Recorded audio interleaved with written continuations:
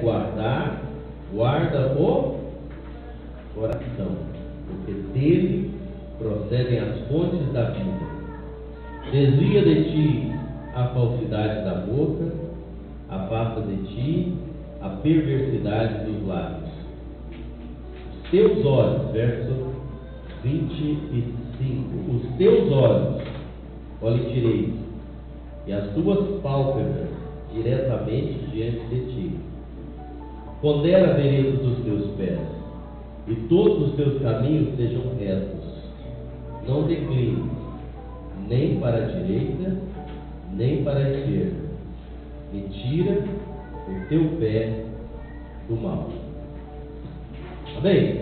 Amém. Essas instruções aqui, Salomão, na verdade, Salomão para o filho dele, né? Salomão aqui nessa ocasião, ele está passando algumas orientações para o seu filho, e essas instruções não perderam o valor.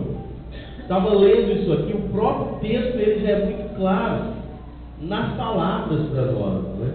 Eu acho que nesse momento, no raiar do ano novo, momento em que está diante de nós um ano que nós não sabemos o que está por vir, um ano que traz consigo os seus problemas, um ano que traz consigo as suas provações, as suas dificuldades, os seus desafios, que nós não enxergamos, a gente precisa cuidar daquilo que está no nosso controle. Irmãos, tem coisas que é só Deus quem pode fazer, tem coisas que está nas mãos de Deus, e é Ele quem faz. Mas tem coisas que está no nosso controle de fazer. Tem coisas que dependem de nós. Então, para que eu possa verdadeiramente ter um bom ano novo, para que eu possa ter um ano realmente feliz, abençoado, em paz, tem coisas que estão no meu controle. E aqui, Salomão traz esse conselho para os filhos dele, para o filho dele, de algumas coisas que precisa guardar. Eu acho que não vai funcionar. Algumas coisas que precisa guardar. E a primeira é: guarda o teu coração. Olha o versículo 23 que nós lemos aí. Sobre tudo que se deve guardar, guarda o coração. Irmãos, quando a gente fala coração, e eu sei que todos aqui sabem, mas só para relembrar, quando fala em coração, está falando figurativamente do centro das nossas emoções, né? Para os judeus, né, as entranhas eram o centro das emoções. O intelecto estava no coração. Então, quando ele fala guarde o coração, ele está falando guarda a tua mente. Ele está falando guarda a sua mente com muito zelo, guarda a sua mente com muito cuidado, não é? Pureza de mente é o primeiro conselho que Salomão traz para o filho dele.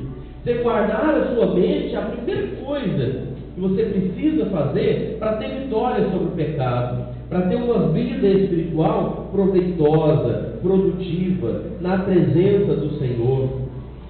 Lá em Lucas, capítulo 6, versículo 45, o Senhor Jesus já diz: pois é da abundância do coração, isso é da mente, que procede o mal para as nossas vidas. É do coração, é da mente, é dali que sai o mal. E é ali que eu tenho que zelar. Eu preciso proteger a minha mente. Eu preciso ter cuidado para que o inimigo não tenha acesso a isso. Eu preciso ter cuidado para que o nosso inimigo não venha ter sucesso. Porque quando eu estou vivendo com o meu coração puro, com o meu coração limpo, as minhas atitudes elas vão refletir. O meu comportamento vai refletir.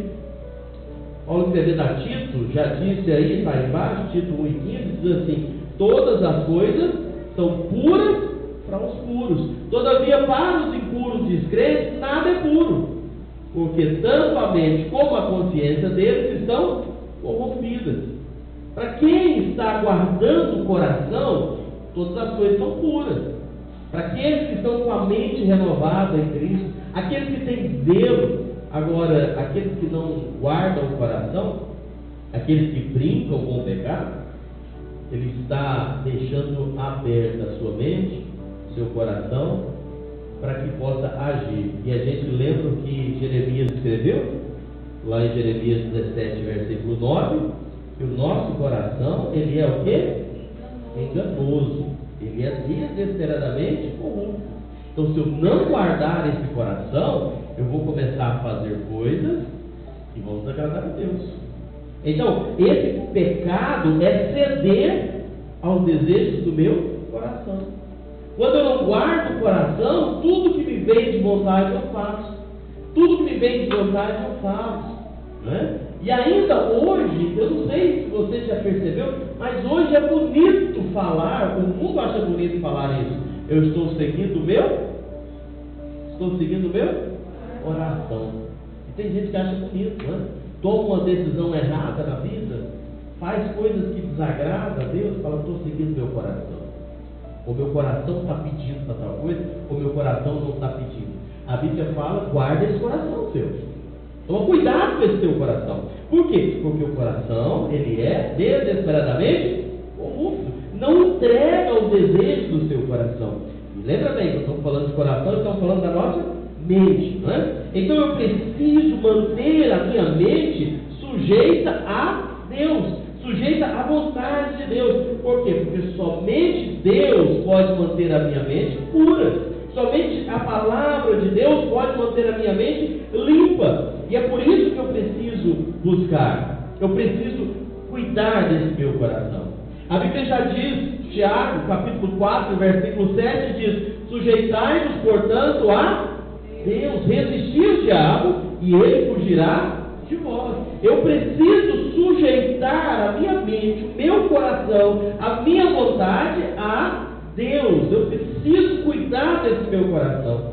Irmãos, quantas pessoas estão destruindo as suas vidas, estão acabando com as suas famílias, acabando com a sua vida mesmo, literalmente falando, porque não cuida desse coração que é perigoso. Esse coração precisa ser velado. E Paulo, quando escreve a carta aos Colossenses, ele fala assim para nós: pensar nas coisas do alto. Se encha das coisas do alto. Encha a sua mente, o seu coração, com as coisas que são do alto, não com as coisas que são aqui da terra. Então eu preciso cuidar desse coração. Quer ter um 2024 abençoado? Cuida do seu coração. Zela desse seu coração. Outra coisa importante aqui. Você se liga aqui, meu filho, porque não está funcionando. Diz assim: o que significa guardar o coração? Eu preciso vigiar o que entra e o que sai dele, não permitindo que coisas negativas ou pecaminosas contaminem. Eu preciso vigiar o que entra e o que sai do meu coração. Porque, meus amados irmãos, o nosso inimigo, ele vai, no processo de atacar-nos, de tentar nos fazer pecar, ele vai atacar a fonte. Sabe qual é a fonte? Nosso coração. Então eu preciso tomar cuidado com o que está entrando no meu coração. Eu preciso tomar cuidado com o que está entrando na minha mente, o que eu estou recebendo. É a fonte. A primeira coisa que é dito aqui, sobre tudo isso, guarda o coração. Eu preciso tomar cuidado com o que está entrando, o que está saindo. Ou seja, eu preciso estar em comunhão com Deus e deixar que Deus transforme o meu coração. Guardar o coração significa zelar dele, porque é dali que vai proceder as fontes da vida. Tudo que nós fazemos, tudo que nós somos, é resultado do que está no nosso coração. A boca fala, o coração está cheio. Eu sou o que está cheio do meu coração. Eu falo o que está cheio do meu coração. Não tem outro jeito. A minha boca é um reflexo. Nós somos tentados a pecar, nos afastar de Deus, e o coração é o primeiro lugar que o inimigo ataca. É ali o primeiro foco. É ali, porque ele sabe que se ele corromper o seu coração, a sua boca, as suas atitudes vão ser todas pecaminosas. E Salomão, dando conselho para o filho dele, ele fala: de tudo, a primeira coisa que você tem que guardar no seu coração é guardar a sua mente. É tomar cuidado com o que está entrando na sua mente. O que você está deixando entrar na sua mente. Nós somos facilmente, irmãos, manipulados pela nossa mente. Isso em todas as áreas. Não estou nem falando só da espiritual. Em todas as áreas eu tenho que guardar a minha mente. Você sabe que existem doenças que são psicossomáticas, né? Você invoca que está doente, invoca, você começa a sentir aquilo. Se você toma uma coisa e pensa que aquilo faz mal, se você acha que está com um negócio, você começa a sentir. São coisas meramente porque você deixou entrar na sua mente. Então eu preciso cuidar aqui. Preciso zelar por isso. E esse é o primeiro conselho. Guarda a sua mente. Como é que eu faço isso? Como eu posso guardar o meu coração? Então, primeiro, alimentando da palavra de Deus. Eu preciso me encher da palavra. Por quê? Porque a palavra de Deus, ela me ensina a discernir entre o bem e o mal.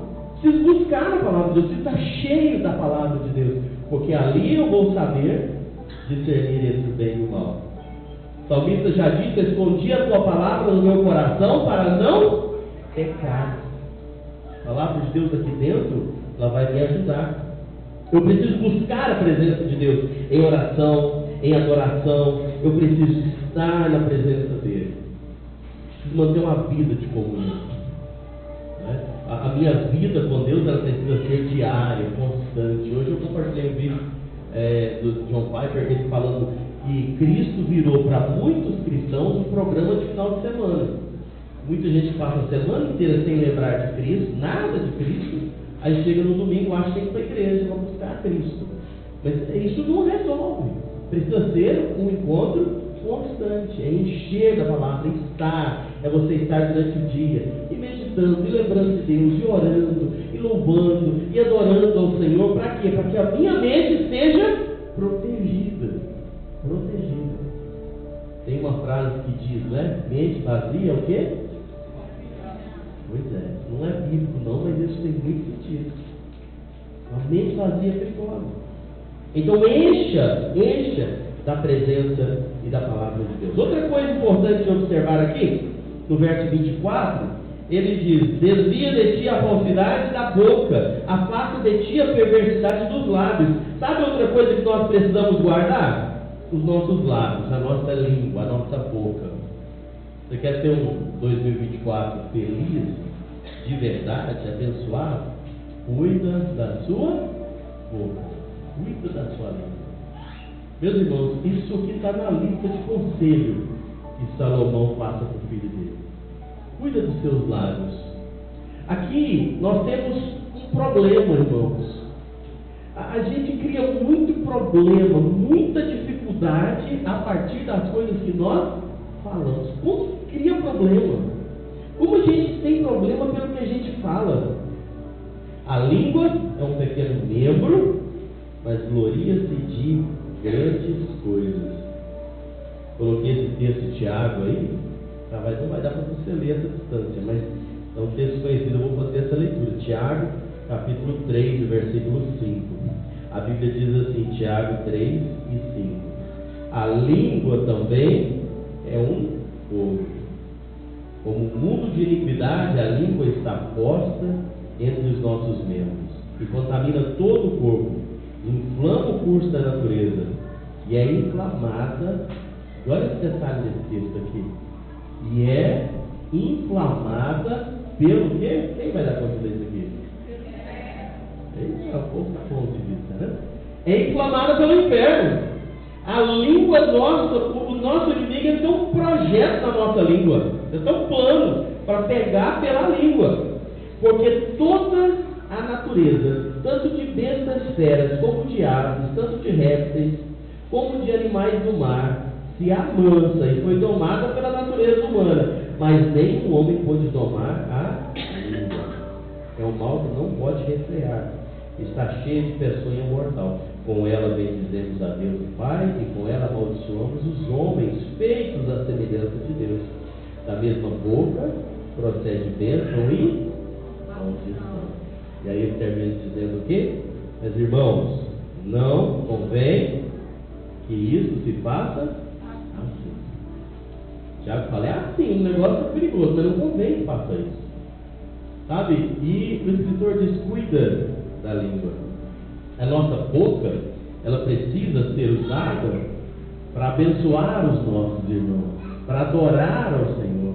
Irmão, a nossa boca, a boca de um convertido, ele foi convertido, e ela precisa ser usada para abençoar. Ela precisa ser usada para adorar a Deus. É essa a finalidade, mas infelizmente muitos têm sido destruídos pela falta de sabedoria e não têm administrado os seus lábios para abençoar. Não têm abusado e ficam amaldiçoando. Irmãos, é muito perigoso, é muito sério isso.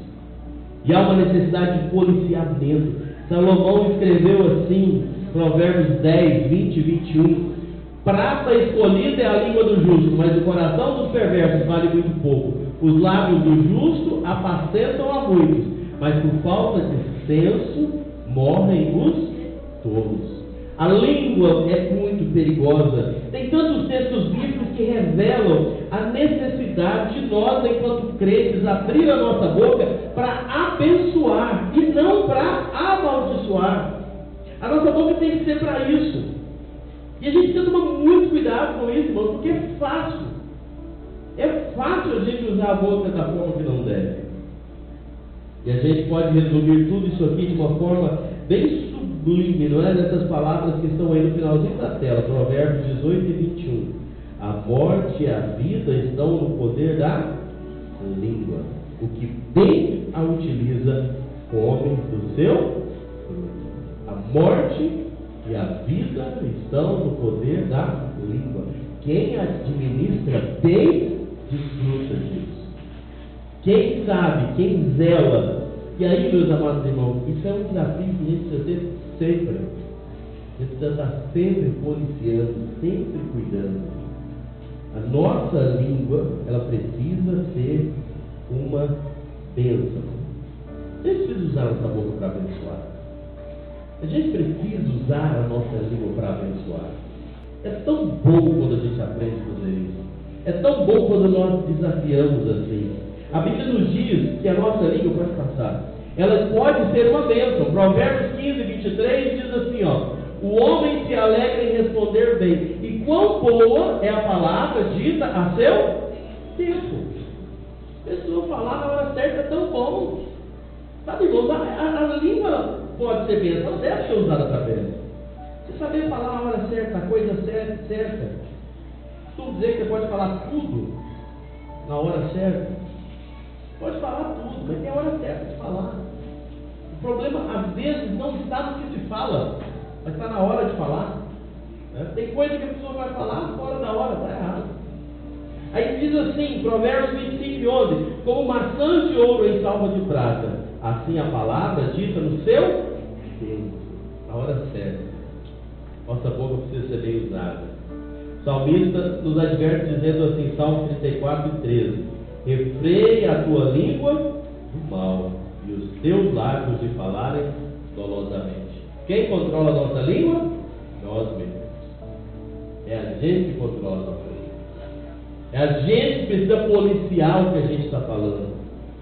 Tiago, nós lemos aqui, ele deixa muito claro, não é? Que a nossa língua é um membro o mais difícil de ser controlado. E é por isso que precisa de vigilância. E é por isso que Tiago começa dizendo: guarda o coração, porque a sua boca vai falar o que o seu coração está cheio. Você está com o coração cheio de imundícia, a sua boca vai ser uma boca imunda. Não é? A pessoa vive falando palavrão, a pessoa vive lançando palavras de murmuração, de maldição, e ainda fala que o coração está cheio de Deus. Como? Não é? A boca fala, o coração está cheio. A gente precisa se encher para falar bem, para saber o que falar. Aquilo que a nossa língua profere é uma boa indicação da condição da nossa mente, do nosso coração. Pessoa que vive só reclamando, né? Não sei se você conhece pessoas assim, mas tem gente que de 3 palavras que fala, 2 é reclamação, é murmuração. Você acha que o coração dessa pessoa está cheio de quê? Está cheio de desgosto, cheio de reclamações, cheio de... Não está com o coração cheio de coisa boa, de paz, da presença de Deus. Não está. Pessoa, tem gente que você conversa com ele só sabe falar de violência, de guerra e de medo. E está cheio disso. Tem gente que você senta para conversar só sabe falar de política. Por quê? Porque está cheio só de política. Tem gente que a nossa boca, ela é um reflexo do nosso coração. E aí eu preciso tomar cuidado com isso. Os falatórios de coisas muitas vezes indecentes mostram que nosso coração está cheio. Tem gente que não dá conta de falar uma palavra de Deus, nada de Deus. Mas começa a falar de alguém, começa a falar de piada, começa a falar de política, começa a falar. A pessoa está cheia de coisa para contar, para falar, aí você vai falar das coisas de Deus e pronto, acabou o assunto. Aí não tem o que falar. Está cheio de quê? É isso que Salomão fala. Olha, cuida dessa língua sua. Eu preciso aproximar os meus lábios daquilo que me leva a Jesus. O rei Davi, ele sabia do perigo disso, e ele diz assim no Salmo 141, versículos 3 e 4, ele diz: põe guarda, Senhor, aonde? Na minha boca. Vigia a porta dos meus lábios. Não permita que o meu coração se incline para... Mais uma vez, o coração e a boca juntos aqui. Guarda a minha boca. Vigia. Coloca um guarda aqui, Senhor. Não é? Guarda, vigia. A Bíblia Viva, ela traz esse texto assim: ó Senhor, ajuda-me a tomar cuidado com o que eu falo, ajuda-me a não falar o que não te agrada, e não permita que o meu coração seja atraído para o pecado. A minha boca precisa ser usada para abençoar e não para amaldiçoar. Paulo escreveu Romanos 12, 14 assim. Pode passar. Romanos 12, 14. Abençoai os que vos perseguem, abençoai e não amaldiçoei. Isso é desafiador para você? Para mim é muito desafiador. Para mim isso aqui é muito difícil. Abençoa os que vos perseguem. Abençoa, não amaldiçoa. Os que vos perseguem, ele não está falando dos amigos, não. Você abençoar eles. Aquela pessoa que te faz mal, aquela pessoa que te persegue, aquela pessoa que te humilha, aquela pessoa que te trata mal, você tem que abençoar. É fácil? Não. Não é fácil. Mas é isso que nós somos chamados a fazer. Tem pessoas que entendem, irmãos, a necessidade de policiar a boca. Tem pessoas que entendem isso. Mas sabe o que acontece? Pega por negligência.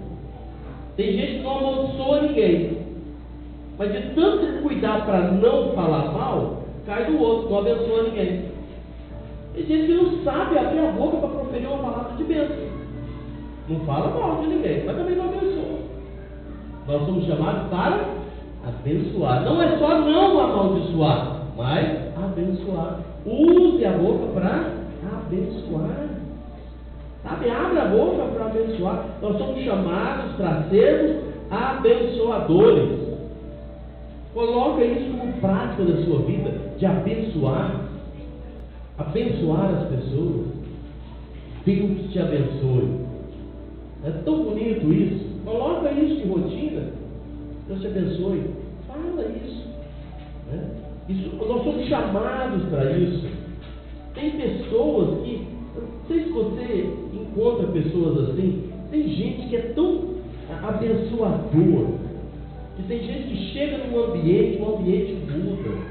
Tem gente que chega num ambiente e você sente uma paz perto dessa pessoa. Tem gente que com 3 palavras que fala com você, você sente bem, você sente paz. Porque são pessoas abençoadoras. Eu preciso ser um abençoador. Eu preciso usar a minha boca para abençoar, para trazer palavras de bênção. Não para ser uma palavra pesada, crítica. Tem gente que é horrível conversar. Tem gente que conversa, a pessoa só traz palavra amarga, pesada, crítica. Sabe? Seja um abençoador. Seja um incentivador, um motivador. É bom, e eles são chamados para isso. Cuida da sua boca. Tem gente que se não for para criticar, nem fala nada, né? Tem gente que para elogiar não sabe dar um elogio, mas para fazer uma crítica, até capa onde não tem para criticar. Né? Nós somos chamados para sermos abençoadores. Vamos voltar um pouco. Outra coisa, eu preciso manter os meus olhos firmes. Verso 25. Os teus olhos façam o quê? Olhem direito. as tuas pálpebras diretamente diante de ti. Uma coisa que eu preciso cuidar é dos meus olhos. Irmãos, os nossos olhos não podem ficar distraídos. Os nossos olhos não podem ficar distraídos nesse mundo. Eu preciso cuidar dos meus olhos. Eu preciso ter um olhar fixo. Eu não posso andar vagueando aí, não é? Os nossos olhos não podem estar em tudo qualquer coisa. Nossos olhos são as portas de entrada para onde? Para a ação, né? Para a nossa mente. Se eu vejo tudo que passa na minha frente entrar nos meus olhos, se eu fico distraído olhando tudo, daqui a pouco eu estou cheio de coisa que eu não vejo. E esse foi um conselho aqui. Olha, os teus olhos olhem direito. Toma cuidado com o que você está olhando. Mateus 6:22, Jesus diz: são os olhos a lâmpada do corpo. Se os teus olhos forem bons, todo o teu corpo será luminoso. Sabia que o diabo sabe que ele pode encher o seu coração de coisa pecaminosa pelos teus olhos? E sabe o que ele fez? Ele colocou na mão de todo mundo um caminho certinho para te encher de porcaria. Aonde? Celular. O diabo sabe que os olhos são a porta de entrada, e então ele colocou o celular na sua mão. Né? O celular é bem assim, o celular pode ser útil, mas aqui nós também podemos ter toda sorte de maldição, de podridão. Quantos casamentos destruídos por causa do celular? Quantas traições por causa do celular? Quantas vidas destruídas pela pornografia, pelo adultério, pelo celular? É uma porta de entrada. Se mal administrado, o diabo sabe disso. Não fique com seus olhos soltos, não. Quem manda nos seus olhos é você. Quem manda no seu celular é você. E eu preciso tomar muito cuidado. E eu preciso cuidar. Irmãos, os nossos olhos precisam estar sendo tratados com muito cuidado. Não olhe distraído, não olhe para trás. Nossos olhos não podem ficar só olhando para trás. A gente lembra da mulher de Ló, você lembra disso? Deus tinha salvado aquela mulher da destruição de Sodoma e Gomorra. Mas ela sai e ela faz o quê? Ela está presa no passado. Ela está olhando para trás, lembrando das coisas que ficaram para trás. Pessoas que vivem assim, olhando para trás, paralisam espiritualmente. Aconteceu o que com a mulher de Ló? Transformou em quê? Uma estátua de sal. Porque ficou olhando para trás. Não prestou atenção no que devia prestar atenção. Sabe, os nossos olhos precisam tomar cuidado. Não fica olhando para baixo também. Não só ficar olhando para trás, mas tem gente que baixa os seus olhos. E a gente pensa nessas pessoas que ficam olhando para baixo, aqueles que vão contra o que Paulo falou, que os nossos olhos precisam estar fixados no autor e consumador da nossa fé. Eu preciso olhar para as coisas do alto. Quando eu paro de olhar para o alto, eu olho para onde? Para baixo. E aí eu olhando para baixo, eu vou fazer o quê? Prender nas coisas desse mundo. Eu vou ficar preso nas coisas aqui da terra. Tem muita gente que estão presos porque estão olhando apenas para as coisas desse mundo. Não pode olhar para a eternidade. Quer viver em função da agora. É a minha vida, é a minha alegria, é o meu sonho, é o meu projeto, é o meu plano, é o que eu quero, é o que eu desejo, é o que eu almejo, e os olhos estão voltados para onde? Para cá. Mas e a eternidade, o plano de Deus, e o propósito de Deus, e a vontade de Deus, onde é que está? Meus olhos precisam estar colocados no lugar certo. Não ficar olhando para baixo, não ficar olhando para os lados. A gente lembra Pedro quando começou a andar sobre as águas. Pedro começa a viver algo milagroso, você conhece, não é? Andando por cima das tempestades, dos problemas. A Bíblia diz que Pedro ficou distraído com o quê? Com os ventos. Começou a olhar para os lados. Naquela hora, ele foi fazendo o quê? Foi afundando. Não fique distraído. É fácil distrair. Quer um exemplo como é fácil distrair? Aonde que a maioria das pessoas estão olhando agora? Os meninos aí no beco. É fácil distrair. Eu preciso concentrar, eu preciso prestar atenção no que é importante. Pedro está andando sobre as águas. Pedro está vivendo um milagre, está vivendo algo extraordinário. mas ele se distrai olhando para os ventos, e naquela hora ele começa a afundar. E a orientação que a palavra de Deus traz aqui: firma os teus olhos, ande olhando direito, cuidado com o que você está olhando. E aí, pode passar, aí nós encontramos Hebreus 12, 2, versículo que eu já citei, diz: olhando para o autor e consumador da nossa fé. Eu preciso olhar para Ele buscando graça, buscando força para vencer as dificuldades, para permanecer firme até o fim. Por que tem muito crente que desvia? Por que tem muito crente que afasta da igreja, que perde a comunhão com Deus? Porque começa a olhar para as outras coisas, ou para trás, ou para baixo, ou para os lados. Começa a ver os problemas, começa a ver as pessoas, o fulano, o beltrano, a minha vida, os meus desejos, e começa a olhar tudo isso que eu disse aqui e vai afundar. Guarda os teus olhos.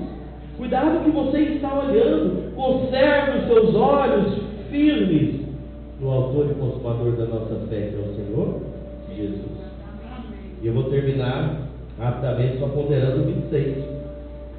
26 fala: pondera a vereda dos teus pés, e todos os seus caminhos serão retos.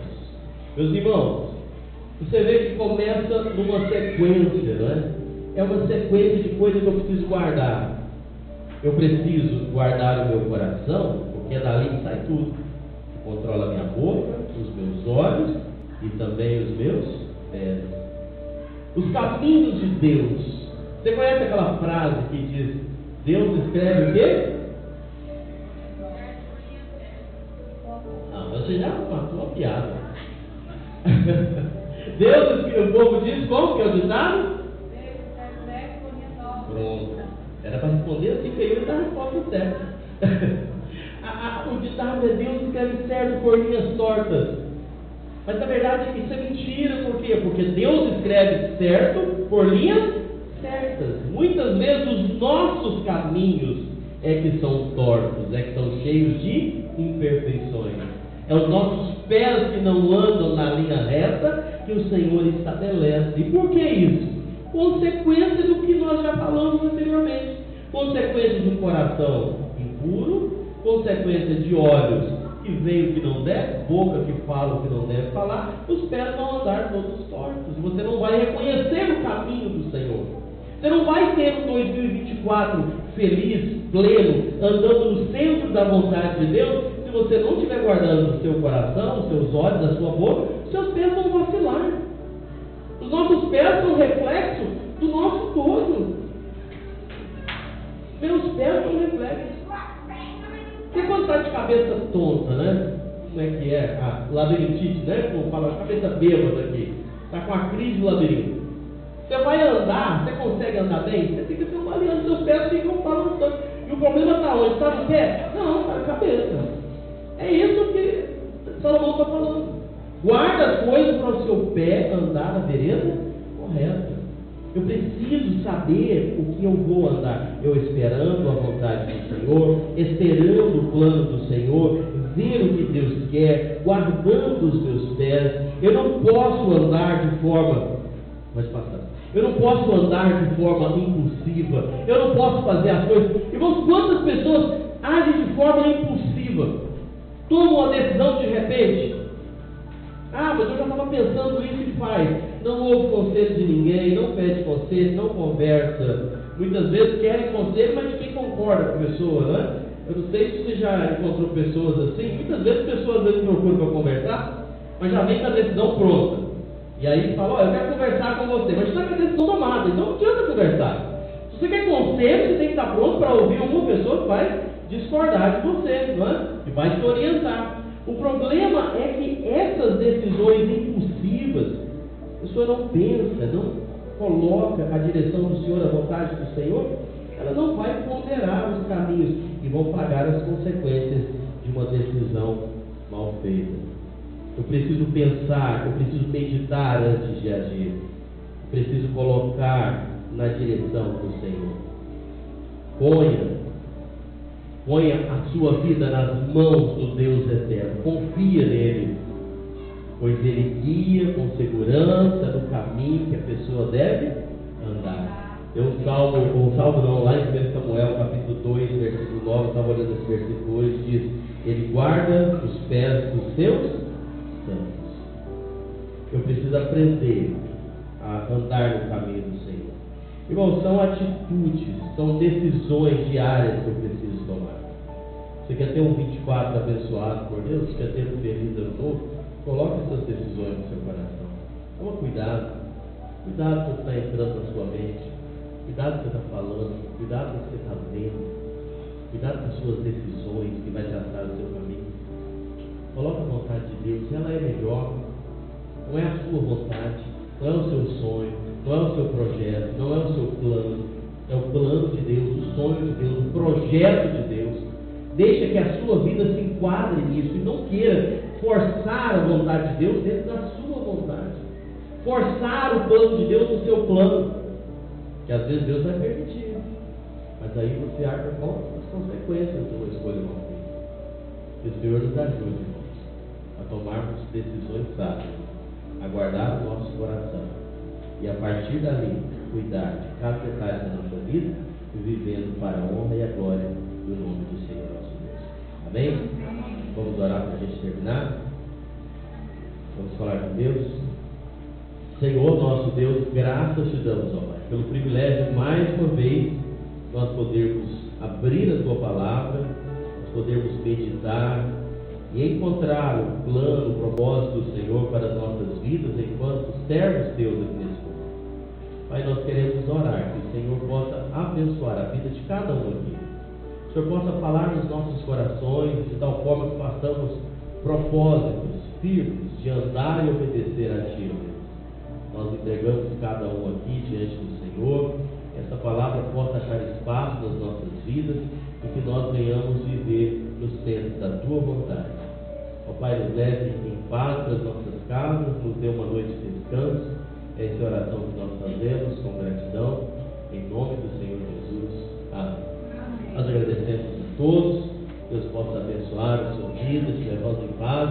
E domingo estamos aqui para a ceia, às 7 horas da noite, depois do